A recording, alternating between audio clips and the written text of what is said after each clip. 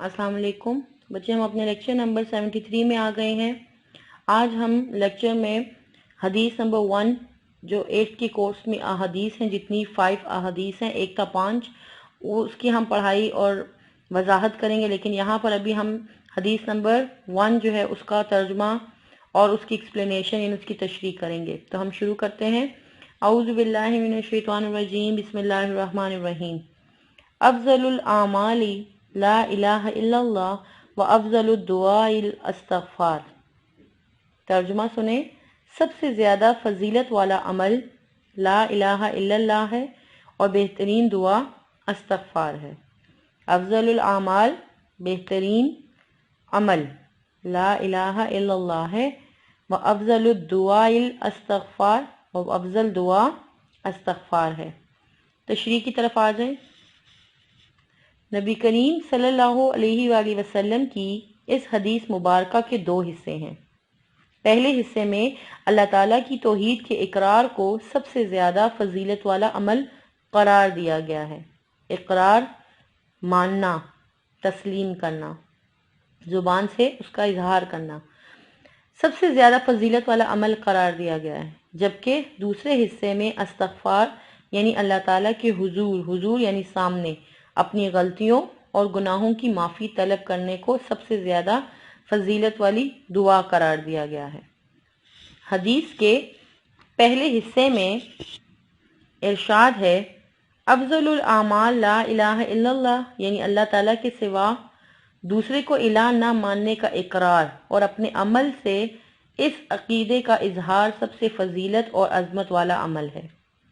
ला इलाहा इल्लल्लाह में इलाह से मुराद ऐसी ज़ात है जिसकी इबादत की जाए, जिससे बेपनाह मोहब्बत अकीदत हो। वो अल्लाह ताला ही की ज़ात है जिसने हमें पैदा किया, हमें अक्ल व बसीरत अता की, हमें ना सिर्फ ज़िंदगी दी बल्कि ज़िंदगी की तमाम नेमतें अता की।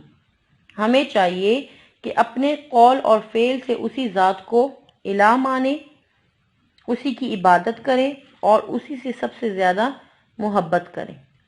हदीस के दूसरे हिस्से में इरशाद है, अफ़ज़लुद दुआइल इस्तग़फ़ार यानी बेहतरीन दुआ अल्लाह ताला से अपने गुनाहों और नाफरमानियों की माफ़ी मांगना है। इंसान बाज़ औक़ात दुनिया की ज़ाहिरी रंगीनियों में खोकर अपने खालिक और मालिक की रज़ा के ख़िलाफ़ किसी गलती या गुनाह का इर्तिकाब कर बैठता है, यानी वो काम कर लेता है। लिहाजा अल्लाह ताला को इलाह मानने का तकाजा ये है कि इंसान अपनी गलती या गुनाह पर नादिम का मतलब है शर्मिंदा होना, नादिम और शर्मिंदा होकर अल्लाह ताला से माफ़ी मांग ले। क्योंकि उखरवी निजात का मतलब है आखिरत में निजात, छुटकारा उस वक्त तक मुमकिन नहीं है जब तक अल्लाह ताला हमारी गलतियों और गुनाहों को माफ़ ना कर दे। अब अगर कोई अल्लाह ताला की निगाह में पसंदीदा और महबूब बनना चाहता है तो उसे चाहिए कि चलते फिरते, उठते बैठते दिल और जान से ला इलाहा इल्लल्लाह और अस्तगफिरुल्लाह का इजहार करता रहे। अब बच्चे, मैं आप लोगों को इस हदीस का तशरीह करती हूँ और समझाती हूँ कि इस हदीस में बताया क्या गया है। जी देखिए, इस हदीस मुबारका में ला इलाहा इल्लल्लाह सबसे ज़्यादा यानी ला इलाहा इल्लल्लाह को सबसे ज़्यादा फजीलत वाला अमल करार दिया गया है।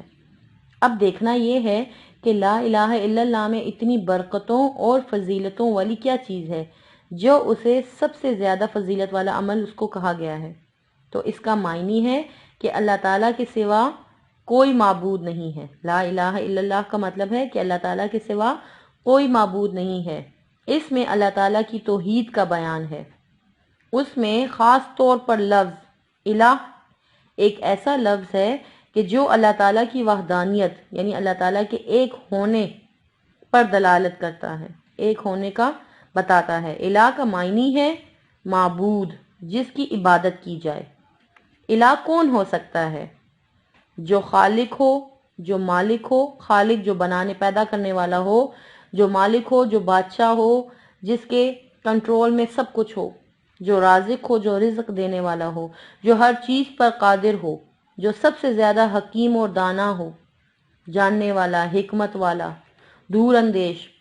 جو سب سے زیادہ رحیم اور کریم ہو، جو سب سے زیادہ غفور و رحیم و کریم ہو، غرض یہاں تک کہ کسی صفت حسنہ میں اس جیسا کوئی نہ ہو، یعنی کہ اللہ تعالیٰ ایسا کہ جو صفات اس میں ہیں وہ کسی اور میں نہ ہو، وہ صرف ایک ہو، کوئی اس کی مثل نہ ہو، کوئی اس کی طرح نہ ہو۔ تو لا الہ الا اللہ کہنا اللہ تعالیٰ کی توحید کا اقرار کرنا ہے، یہ کلمہ ہی توحید ہے، یعنی کہ ہم اس بات پہ مانیں، اس چیز کا اقرار کریں اللہ ایک ہے اور اللہ کے سوا کوئی معبود نہیں، نہ اس کی صفات میں کوئی اس جیسا، کوئی اس مثل اس کی طرح نہیں ہے۔ اب دیکھیں توحید کا مطلب کیا ہے۔ توحید کا مطلب صرف اللہ تعالیٰ ہی کو عبادات کے لائق ماننا، اس کا کوئی شریک نہ ٹھہرانا، زبان سے اقرار کرنا اور اپنے عمل سے اس کا اظہار کرنا۔ توحید ہی اسلام کا بنیادی عقیدہ ہے۔ توحید کا مطلب صرف کیا ہے کہ اللہ تعالیٰ ہی کو عبادات کے لائق ماننا، اس کا کوئی شریک نہ ٹھہرانا، زبان سے اقرار کرنا اور اپنے عمل سے اس کا اظہار کرنا۔ توحید ہی جو ہے وہ اسلام کا کیا ہے؟ بنیادی عقیدہ ہے، ٹھیک ہے۔ اور یہ وہ شمع ہے جس کی روشنی سے، توحید کی روشنی سے سیرت و کردار کے تمام حصے جگمگا اٹھتے ہیں۔ عقیدہ توحید کی اہمیت کا اندازہ تو ہم اس بات سے بھی لگا سکتے ہیں، یا اس بات سے بھی ہوتا ہے کہ حضرت آدم علیہ السلام سے لے کر نبی آخر الزمان یعنی حضرت محمد صلی اللہ علیہ وآلہ وسلم تک جتنے انبیاء علیہ السلام اس دنیا میں تشریف لائے، سب نے توحید ہی کا درس دیا اور توحید کے ماننے والوں کو آخرت میں عظیم اجر و ثواب کی بشارت دی، خوشخبری دی، اور لوگوں کو شرک کی جتنی بھی صورتیں ہو سکتی تھیں ان سے روکا، اور نہ رکنے والوں کو آخرت کے عذاب سے ڈرایا۔ یہی وہ کلمہ توحید ہے جس کے اقرار سے ایک بے دین، کافر یا مشرک دائرہ اسلام میں کیا ہو جاتا ہے؟ داخل ہو جاتا ہے۔ اب دیکھیں لا الہ الا اللہ کا مفہوم سمجھ لیں۔ لا الہ الا اللہ کا مفہوم جو ہے بہت ہی زیادہ وسیع ہے، اور اس میں الہ اور اللہ تعالیٰ کے الفاظ کی تعریف ہی کبھی ختم نہیں ہو سکتی۔ لفظ اللہ وحدہ لا شریک کا اسم ذات ہے، یعنی ظاہری مفہوم تو اگر ہم یہ لیں کہ اللہ تعالیٰ کے سوا کوئی ہستی بھی اس لائق نہیں کہ اس کی عبادت اور بندگی کی جائے یا اس کے آگے سر جھکایا جائے۔ تمام ہستیاں اسی کی محتاج ہیں، سب اسی سے مانگنے پر مجبور ہیں۔ اسی کی حکمتوں کو سمجھنا عقل انسانی کے بس میں نہیں، یہ بس کی بات نہیں ہے کہ ہم اس کی حکمتوں کو سمجھ سکیں۔ اب دیکھیں سب سے اوپر اعلیٰ لا الہ الا اللہ کا کیا ہے؟ مقام ہے۔ یہ وہ علم ہے جو خود اللہ تعالیٰ نے ہر زمانے میں اپنے نبیوں کے ذریعے انسانوں کے پاس بھیجا ہے۔ یہی وہ عہد ہے جو تمام روحوں سے لیا گیا تھا، یہی وہ عہد ہے جو ہر نبی اور ہر پیغمبر سے لیا جاتا رہا ہے، اور یہی وہ عہد ہے جس کے اقرار سے دائرہ اسلام میں داخل ہوا جا سکتا ہے۔ اس الہ اور اللہ تعالیٰ کے دو الفاظ ایسے ہیں جس کا مرتبہ بہت بلند ہے۔ ان الفاظ کی موجودگی سے اس کلمے کا مرتبہ اور بلند اور بالا ہے۔ دیکھیں جو جہالت کے اندھیروں میں علم اور آگاہی کا نور پھیلاتا ہے، اور لا جو ہے نا نہیں، لا کی تلوار سے انسانی زندگی کے میدان میں شرک و بت پرستی کے ہر پودے کی جڑ کاٹتا ہے۔ اب دیکھیں حدیث کی روشنی میں لا الہ الا اللہ کے بارے میں ذرا سن لیں۔ حدیث قدسی ہے، قدسی اسے کہتے ہیں کہ جو اللہ تعالیٰ کی کہی ہوئی بات جو قرآن مجید میں نہ ہو اور اس طرح رسول اللہ صلی اللہ علیہ وآلہ وسلم کو بتا دی گئی ہو۔ حدیث قدسی ہے کہ اللہ تعالیٰ کا ارشاد ہے کہ لا الہ الا اللہ میرا قلعہ ہے، جو میرے قلعے میں داخل ہو گیا وہ میرے عذاب سے بچ گیا۔ رسول اللہ صلی اللہ علیہ وآلہ وسلم نے فرمایا کہ موسیٰ علیہ السلام نے اللہ سے عرض کیا کہ اے میرے پروردگار تو مجھ کو کوئی ایسی چیز بتا دے کہ میں اس کے ذریعے تجھ کو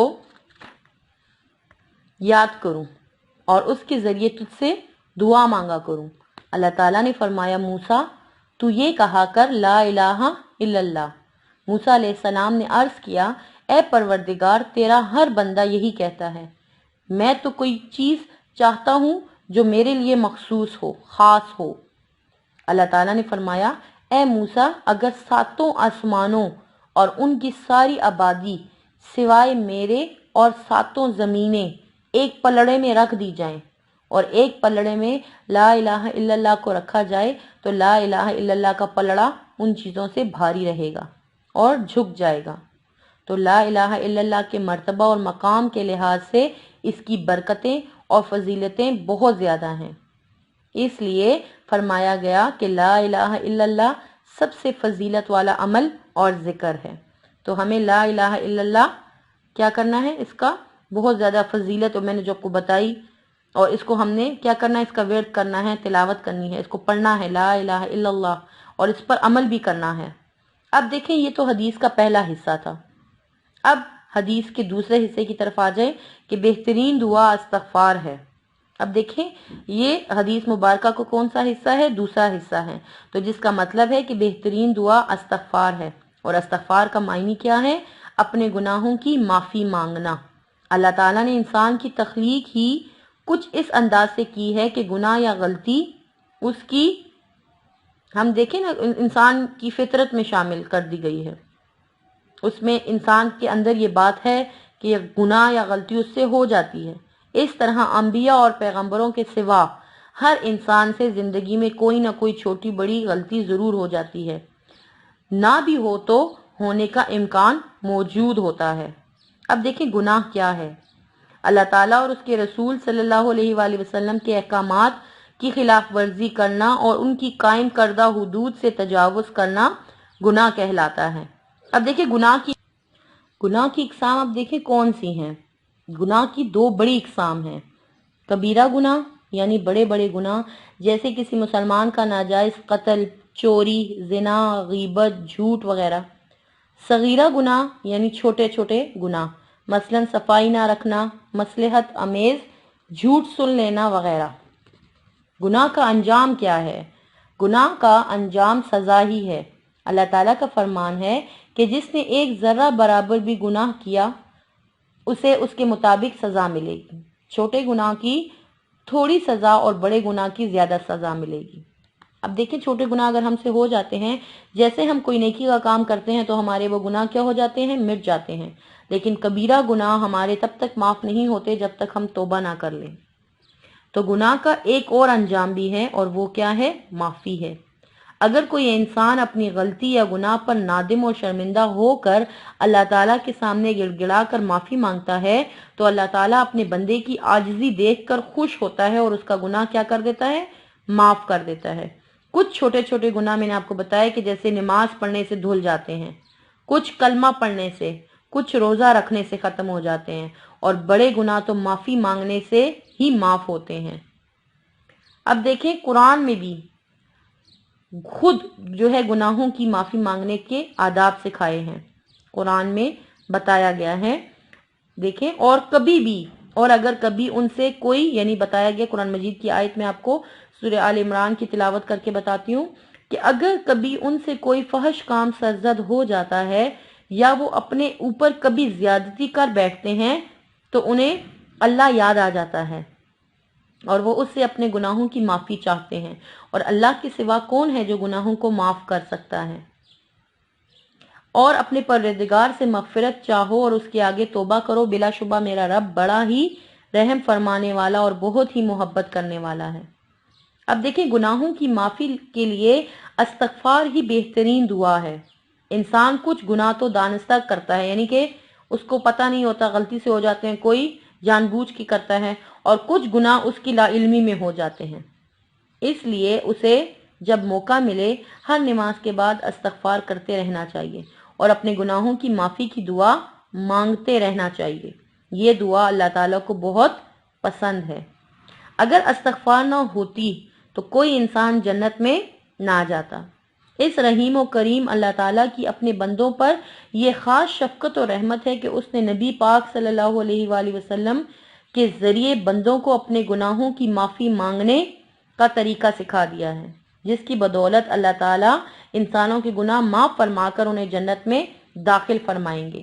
نبی کریم صلی اللہ علیہ وآلہ وسلم کا ارشاد ہے، سارے کے سارے انسان خطا کار ہیں، اور بہترین خطا کار وہ ہے جو سب سے زیادہ توبہ کرنے والے ہیں، یعنی بہترین خطا کار وہ ہیں جو بہت زیادہ توبہ کرنے والے ہیں۔ ایک اور حدیث میں ارشاد ہوا ہے کہ خوشخبری ہے اس شخص کے لیے جس کے نام اعمال میں کثرت سے استغفار پایا جائے، اور ایک اور جگہ فرمایا، گناہ سے توبہ کرنے والا شخص ایسا پاک و صاف ہو جاتا ہے جیسے اس نے کبھی گناہ ہی نہ کیا ہو۔